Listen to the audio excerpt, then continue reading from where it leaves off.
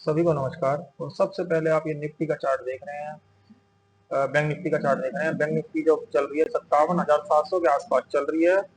बाजार बंद होने वाला है। देखिए जिस तरीके से निफ्टी का बैंक निफ्टी का प्राइस एक्शन है, कल मैंने आपको कल के वीडियो में बोला भी है कि 58,100 के ऊपर जब तक बैंक निफ्टी ट्रेड नहीं करेगा तब तक नेक्स्ट स्टेप बाजार बैंक निफ्टी के अंदर कंटिन्यूशन में नहीं देखने को मिलेगा।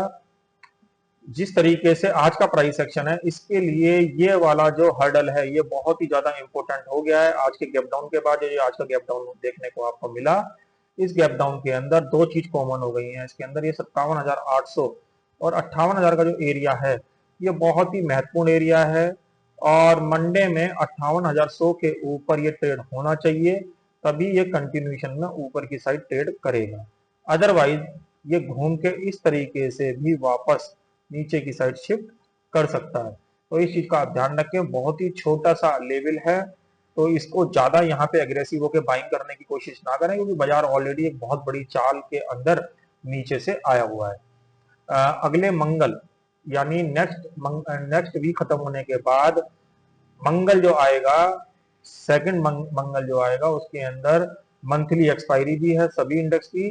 तो नेक्स्ट वीक जो रहने वाला है बहुत वोलेटाइल रहने वाला है, तो इस चीज का आप ध्यान रखें। बाजार के अंदर एग्रेसिव होकर बाइंग करने की कोशिश बिल्कुल ना करें। जो लेवल मैंने आपको बताया बैंक निफ्टी का वो बहुत ही महत्वपूर्ण लेवल है, तो उसका वहां पे रेस्पेक्ट करें। 57,500 के नीचे, अगर 57,400 के नीचे मान लेते हैं, 57,400 के नीचे अगर ये गैप डाउन खुल जाए मंडे में, तो इसको भूल के भी बाई की कोशिश ना करें, क्योंकि बहुत ज्यादा चांसेस हैं ये इस तरीके से नीचे की साइड आ जाएगा। और अगर आपको स्टॉप लॉस की बात करेंगे तो 58,100 का ही एक स्टॉप लॉस रखेंगे अगर बाजार किसी भी वजह से ऊपर खुल जाता है या यहीं से प्राइस एक्शन बनाता हुआ ऊपर चला जाता है। तो ये बैंक निफ्टी का चार्ट है। ऐसे ही अगर हम बात करें तो ये निफ्टी का चार्ट है। ये निफ्टी के अंदर भी सेम इसी तरीके से प्राइस एक्शन बना हुआ है।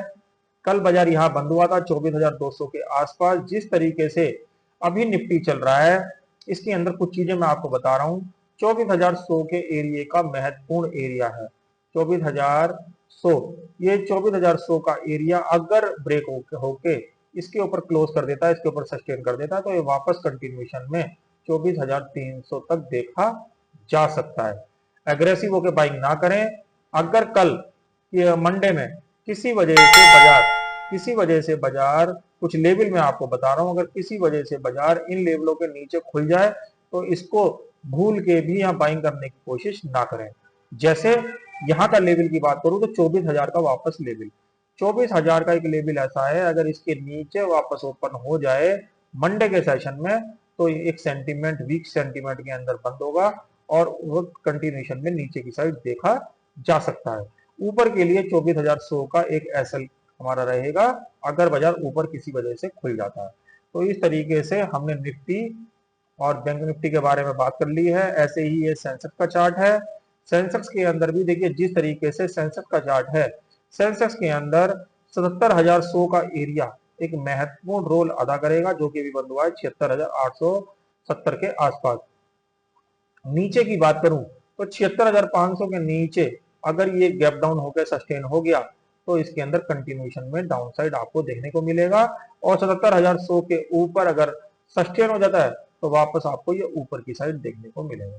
तो इस तरीके से निफ्टी, बैंक निफ्टी और सेंसेक्स का प्राइस एक्शन यहाँ पे बैठा है। तो इस चीज को मद्देनजर रखते हुए ही आप अपनी ट्रेडिंग को प्लान करें, क्योंकि देखिए बाजार के अंदर एक बहुत बड़ी जर्नी नीचे से वहां पे आ चुकी है।